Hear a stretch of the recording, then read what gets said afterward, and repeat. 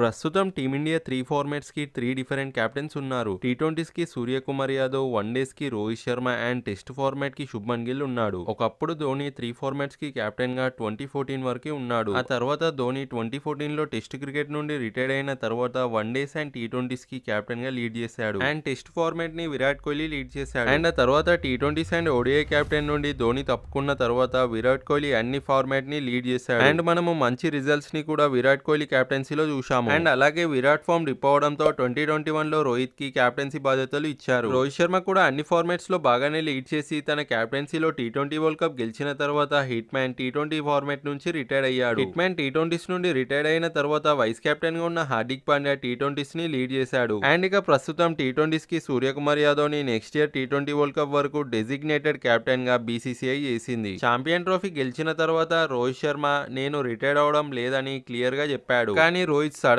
గా test format నుండి retire అవడంతో శుభ్మన్ గిల్ ని టెస్ట్ ఫార్మాట్ కెప్టెన్ గా చేశారు. అండ్ ప్రస్తుతం రోహిత్ శర్మ అనే వన్డేస్ కి కెప్టెన్ గా ఉన్నాడు. కొన్ని సర్కుల్ అవుతున్న న్యూస్ ప్రకారం రోహిత్ అండ్ కోహ్లీ మనం అక్టోబర్ లో ఆస్ట్రేలియాలో జరిగే సిరీస్ తర్వాత ఈ ఫార్మాట్ నుండి రిటైర్ అవుతారని రూమర్స్ వస్తున్నాయి. కానీ Rohit and Virat Kohli 2027 world cup వరకు ఆడడానికి ఇష్టపడుతున్నారని తెలుస్తుంది. ఒకవేళ రోహిత్ శర్మ ఆస్ట్రేలియా సిరీస్ తర్వాత ఓడిఐస్ నుండి కూడా రిటైర్ అవుతే శుభ్మన్ గిల్ ఓడిఐస్ ని కూడా లీడ్ చేస్తాడు. Shubman Gill ODIs and test format లో తన ఆటతో తను ఏంటో ప్రూవ్ చేసుకున్నాడు. కానీ టీ20s లో మాత్రం తను ఇంకా ప్రూవ్ చేసుకోవాలి. బీసీసీఐ మాత్రం అన్ని ఫార్మాట్స్ కి శుభ్మన్ గిల్ నే కెప్టెన్ గా చేయాలనుకుంటుంది. శుభ్మన్ గిల్ ని ఫ్యూచర్ స్టార్ గా అండ్ పోస్టర్ బాయ్ గా బీసీసీఐ తయారు చేస్తుంది. సో మరి కొన్ని రోజుల్లోనే మనం 3 ఫార్మాట్స్ కి ఒకే కెప్టెన్ గా శుభ్మన్ గిల్ ని చూడబోతున్నాం. అన్ని ఫార్మాట్స్ కి ఒకే కెప్టెన్ ఉండడం మంచిదా లేదా డిఫరెంట్ కెప్టెన్స్ ఉండడం మంచిదా అనే దానిపై మీ ఒపీనియన్ ఏంటో కామెంట్ లో చెప్పండి. వీడియోలోని కంటెంట్ నచ్చితే లైక్ చేసి మరింత ఇలాంటి కంటెంట్ కోసం ఛానల్ ని సబ్స్క్రైబ్ చేసుకోండి.